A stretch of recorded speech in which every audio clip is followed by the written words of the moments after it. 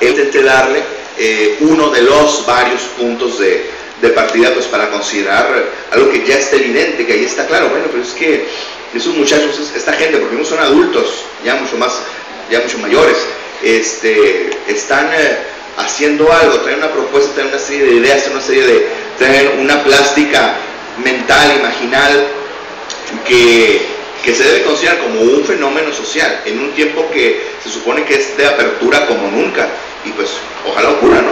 Esa sería la gran ambición oculta, ¿no? Pero ojalá.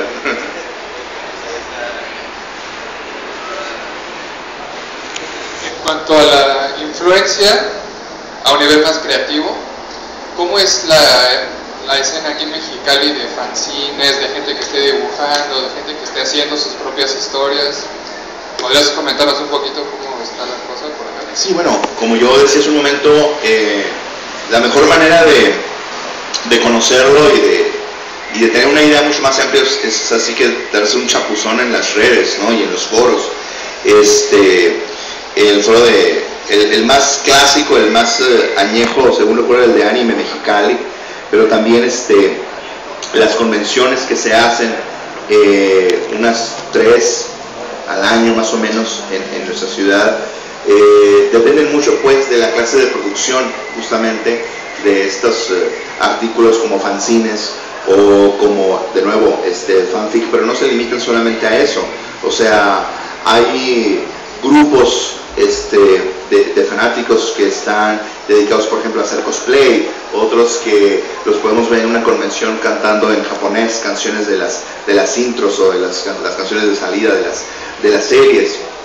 En la Facultad de Artes, por supuesto, un fenómeno que desconcertaba, por decirlo menos, a muchos maestros de la vieja escuela, de la vieja guardia, era cómo los muchachos llegaban en primero, segundo semestres con la idea de ser mangakas o dibujantes de manga, y eso ha sido un reto incluso para los propios académicos disciplinarios de la Facultad de Artes, ¿no? Porque yo que estoy ahí me doy cuenta, por ejemplo, de cómo es un reflejo de cómo se están produciendo fanzines, algunas convenciones caseras, digamos, algunos concursos de cosplay, o sea, y de karaoke, de temática japonesa, de manga y anime, perdón. Y yo me doy cuenta pues cómo, híjole, cuando yo hablo con algún amigo, con algún conocido que está también en el mundo pues del manga y del anime, como al final nunca se han detenido. O sea, aquí hay realmente un movimiento que está muy impulsado también por la cercanía, por ejemplo, de San Diego, por la cercanía de Comic Con, etcétera, por un cierto poder adquisitivo, a lo mejor no demasiado, menos en esta época, pero que les permite consumir más cosas. Y pues bueno, no es como a mediados de los 90, cuando uno iba, por ejemplo, a alguna casa de algún amigo que estaba dedicado a hacer doblajes, subtitulajes de las series de anime, pero sí de manera muy casera. O sea, eso por supuesto que ocurrirá todavía, pero hay un segmento pues de consumo de anime que depende de nuevo del internet y de las comunidades de internautas, que es finalmente todavía el proveedor número uno de esos materiales, ¿no? Entonces, de nuevo, es una comunidad que está conectada pues en torno a la producción y al consumo de materiales que están en internet. Cuando yo he ido a La Paz, cuando he ido a Puebla o a Mérida o a Morelia, que yo conozco los circuitos o algunos conocidos que están allá, yo veo que la situación no es muy distinta. O sea, se está produciendo, pero porque hay una capacidad de consumo a partir del mundo del internet, que no es la única fuente, quiero señalar, pero es la más socorrida, sin duda, ¿no? Y aquí también.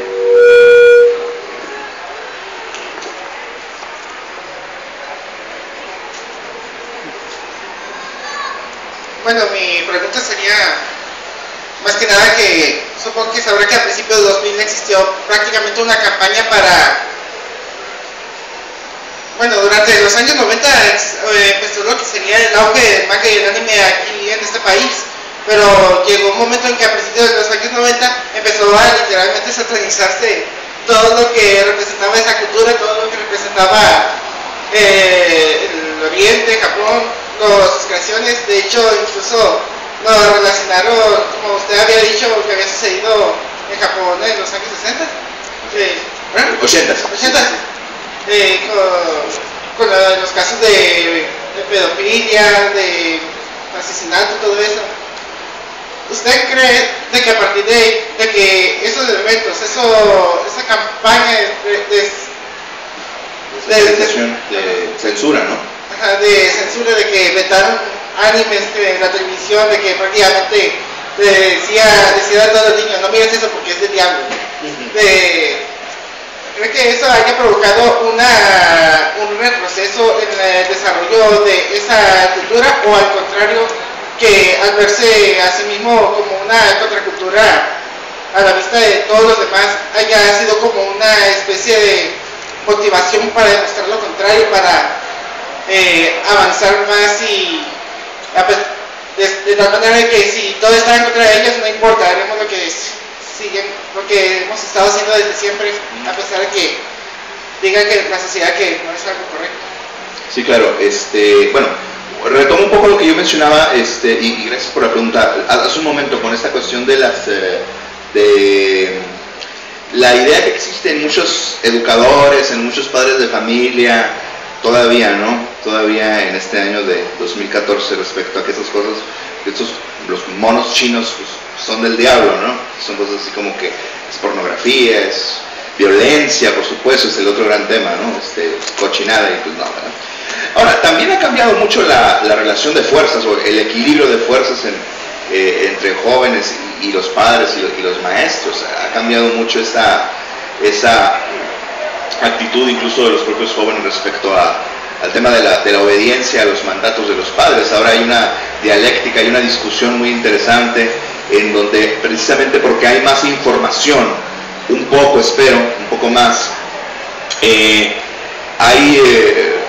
padres de familia y educadores incluso que, pues, bueno, han tenido el interés, han tenido la muy positiva iniciativa, pues, de tratar de entender, pues, de qué se trata esto, ¿no? Pero finalmente lo que ocurre en los años 90, por ejemplo, cuando se censuraba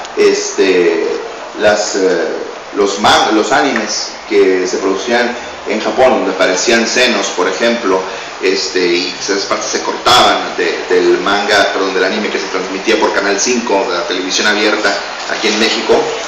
Es un ambiente que continúa, pero que tiene mucho que ver con cómo se entiende, pues, la producción de sentido en esos productos. Ahora, respecto a la pregunta, muy concretamente, yo creo que en el momento en que esto ocurrió fue el momento justo para que la opinión pública, digamos, entendiera cómo estos productos son enormes. O sea, hay una gran producción de manga y de anime, va a seguir, va a crecer, y de lo que se trata es, primero que nada, saber qué significa el manga y anime en su propio contexto y en el contexto donde se consume aquí en México. Dragon Ball, el gran fenómeno del anime en México, bueno, en Japón obviamente y en el mundo, pero en México en los años 90, pues estableció un parámetro acerca de cuáles sean los contenidos de las caricaturas de los monos chinos, ¿no? Pero hoy en día creo que la apertura de la que se goza con respecto al entendimiento de lo que es el manga y el anime le debe mucho a esa fase contracultural, que también es una palabra ya muy viejita, pero que tuvo su auge en México, creo yo, a finales de los 90, a principios de la década pasada, más o menos, y que ayudó mucho a que la opinión pública fuera cambiando de opinión. Por ejemplo, como el tema es algo que parecido al tema, por ejemplo, de los tatuajes, ¿no? Y cómo ha cambiado la percepción de la sociedad mexicana respecto a ese fenómeno sociocultural y esas prácticas. Es algo que evoluciona lentamente, porque no es de un año para el otro, pero a lo mejor sí de una década para la otra. Yo creo que al final de cuentas esa época difícil, esa época de mucha desinformación, abonó positivamente, pues, para el escenario más abierto que vivimos hoy, o eso he querido creer estos años.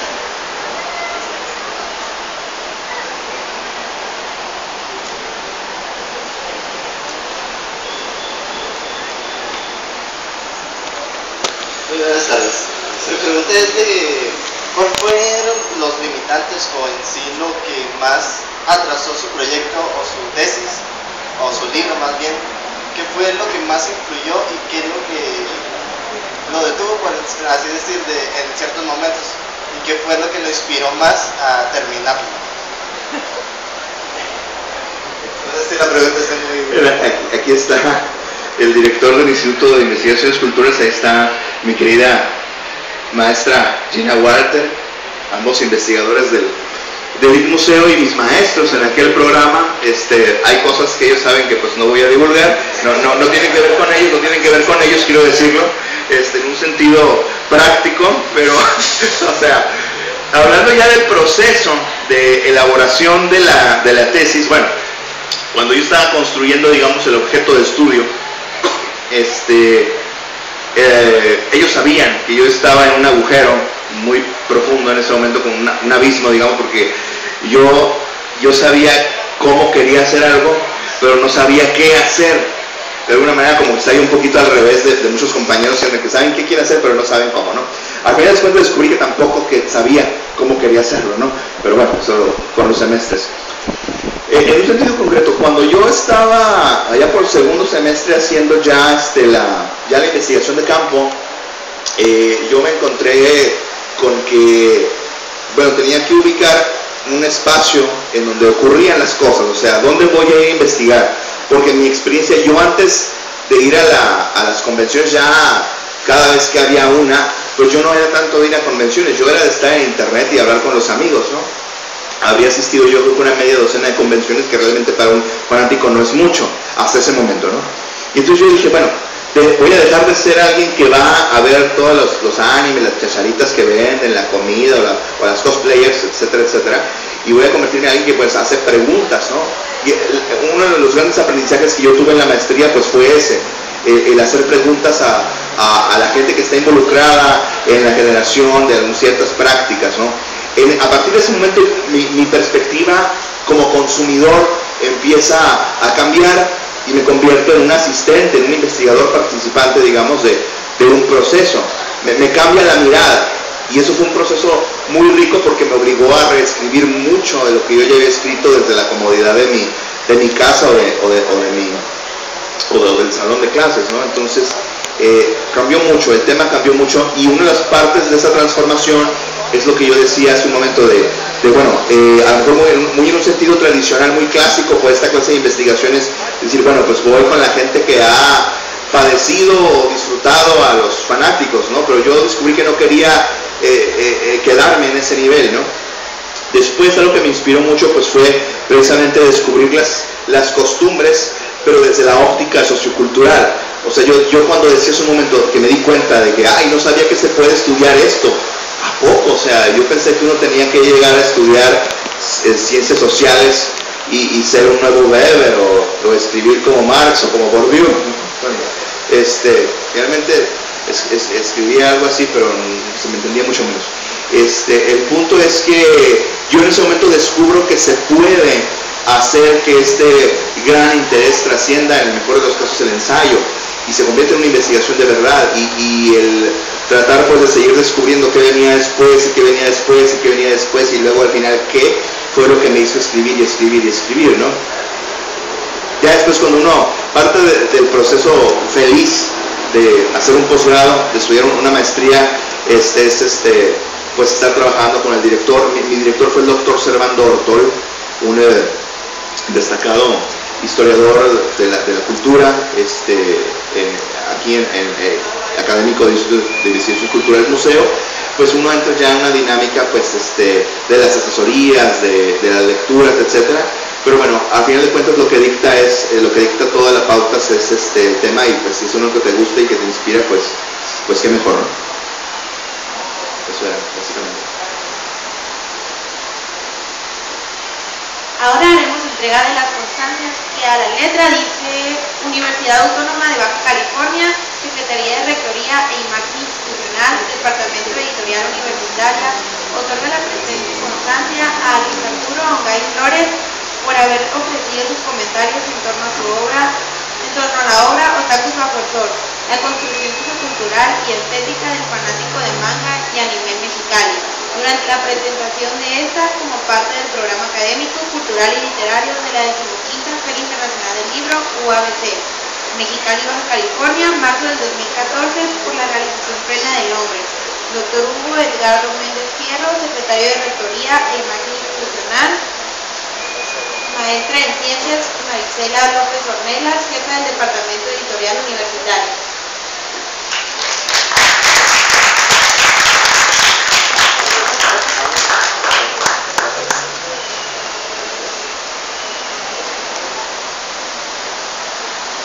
Y a Mario Javier Mugarín Quintana por haber presentado la obra Otakus bajo el sol, la construcción sociocultural y estética del fanático de manga y anime mexicano, como parte del programa académico cultural literario de la 15ª Feria Internacional del Libro UABC, Mexicali, Baja California, marzo del 2014, por la realización plena del hombre. Dr. Hugo Edgardo Méndez Fierro, secretario de Rectoría e Imagen Institucional. Maestra en Ciencias, Marisela López Ornelas, jefa del Departamento Editorial Universitario.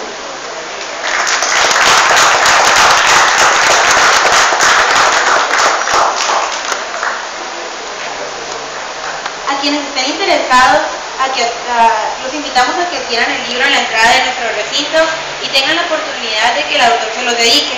También a las personas que necesiten se les dé un documento de asistencia a favor de pasar a la entrada del recinto. Por último, el comité organizador de la 15ª Feria Internacional del Libro UABC le da las gracias por su asistencia y los invita a continuar participando en las diversas actividades. Los invitamos al Teatro Universitario. El próximo evento es Jam de Escritura a las 4 de la tarde. Muchas gracias.